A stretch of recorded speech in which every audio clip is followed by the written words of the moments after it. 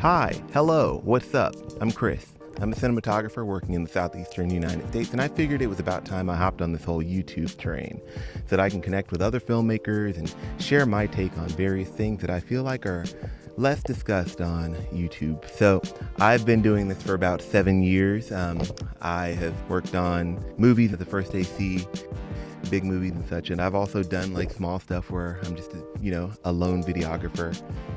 Nowadays I mostly do a lot of corporate and commercial stuff. About 20% of the time I get lucky and I get to work on some narrative stuff, but trying to do more of that. So I just wanted to talk about the filmmaking landscape and some advice for people that helped me to get out of a rut and back to making stuff that I'm excited about again. So I wanted to give some advice to people on some things that kind of helped me to get out of the rut that I was in. So recently I worked on a spec commercial.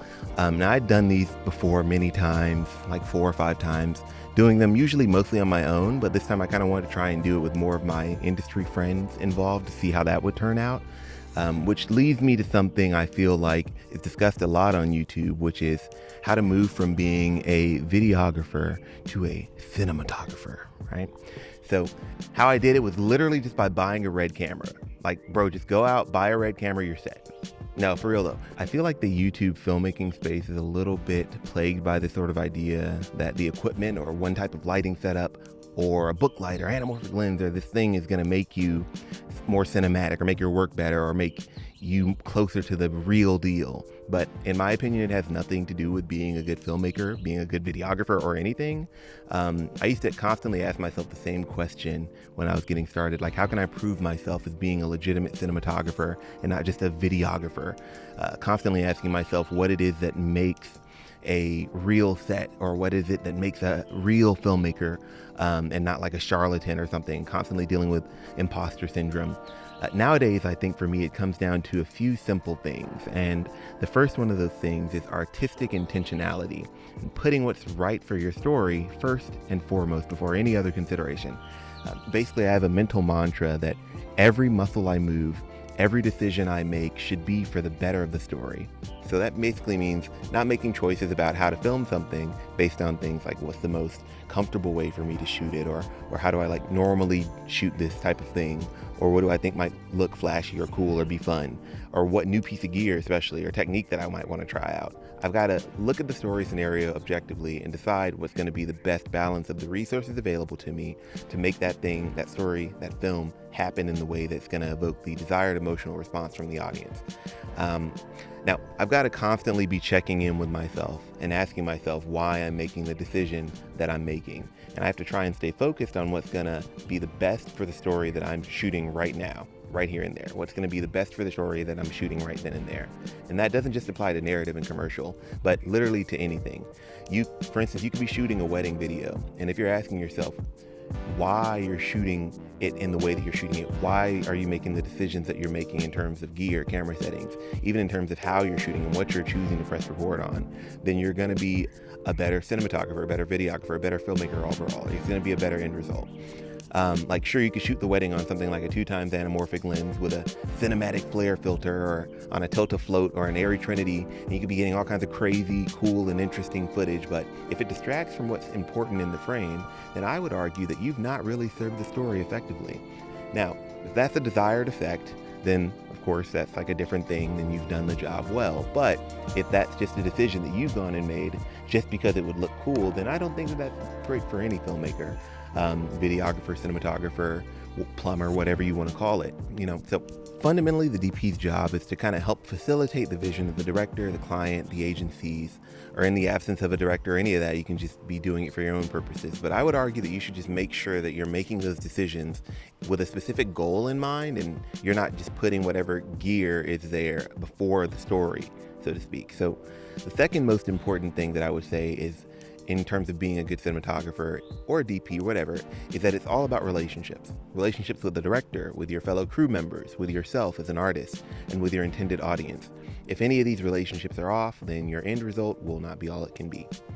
I remember when I was first starting out, I figured that what I needed to do was learn everything that I could about how to emulate the technical aspects of what I saw people online doing, or what I saw people shooting commercials doing, people who I consider to be real filmmakers.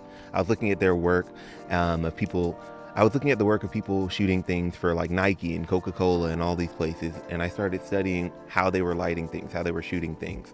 And I started to realize, wow, okay, a lot of my stuff is starting to look a whole lot better using these techniques. So I continued shooting a whole bunch of spec projects, and they turned out pretty good. And they definitely helped me learn about more of the technical aspects of filmmaking, such as what light to use and where do you put it and what camera lens and what stop, etc., to get the desired look. But those things are great if you just want to learn about how to make a good looking image, but that's not all that being a good cinematographer is about. It's about more than being able to just know how to light a scene or make a pretty image. I would say that that's only about 15 to 25% of the job. The bulk of it comes down to logistics and planning, interpersonal skills, and being able to be a good collaborator and work well with others towards a common goal, and having people around you who can help you achieve your goals. If you're earlier on in your career, or if you're more in like a videographer space, meaning, like you're just working on your own usually, then you might be inclined to think that a lot of that stuff doesn't apply to you. Thinking to yourself, oh, well, this is irrelevant to me. I don't have a crew. I don't have a director. I don't work with people like that. It must be nice to have people working with you. And it's like, how am I supposed to get to that point? And I know this because that was me too. The thing about it is that there's a virtually unlimited pool of people just like you who want to make cool looking stuff, and they're all around you. But the thing is that they're probably not in your room. I mean, unless they're literally just like sitting behind you, watching you as you watch this YouTube video, in which case you should probably look behind you and check. But I'm going to assume that they're not. So, the best way to meet other people, to make things, to just find people to collaborate with is to go on like Facebook groups or meetups, online boards, whatever. Just get out of your room, go outside your comfort zone. Now, I'm not disparaging making things on your own at all. It's a great way to show your skills, grow your skills, to fall deeply in love with the process of creating. But humans are fundamentally social creatures, and in most cases, I feel like you'd only benefit from the help of someone, even if it's in a like you scratch my back, I scratch yours sort of way. Just make your own luck in that way. Make your own opportunities to make cool stuff, make things that you care about, things that you have an emotional attachment to, things that make people feel something. Anything that you're going to be doing that's going to get you moving towards the direction that you want to be moving towards is going to be helpful. Now, why do you want to work with other people? Because you can literally do so much more. When I am working on a set nowadays and I have an AC and I have a gaffer and a grip and I have all of these other people helping me, I can do so much more, and I can be so much more intentional with every decision that I'm making as a cinematographer. A lot of the cinematographers that I admire, like Greg Fraser, Hoyt Van Hodema, the things that they're able to do with those movies, they wouldn't be able to do them if it was just them alone. I mean, sure, they have a high level of technical skill in and of themselves, but the thing about it is when you're working with a group of people, having other people support you in what you're doing, you can go so much farther, and you can be so much more intentional with how you want to shoot something. I mean, it's really just changed the way that I look at everything, thinking about how much more intentional that you can really be. And the ceiling for that is it's non-existent. Like, you can literally do whatever you want. I'm thinking about ISO continuity. I've been reading about that recently, and how you can dirty up the image as the story progresses. But to be able to monitor that sort of minutia requires so much other stuff to just kind of be sorted. You really have to be on top of it.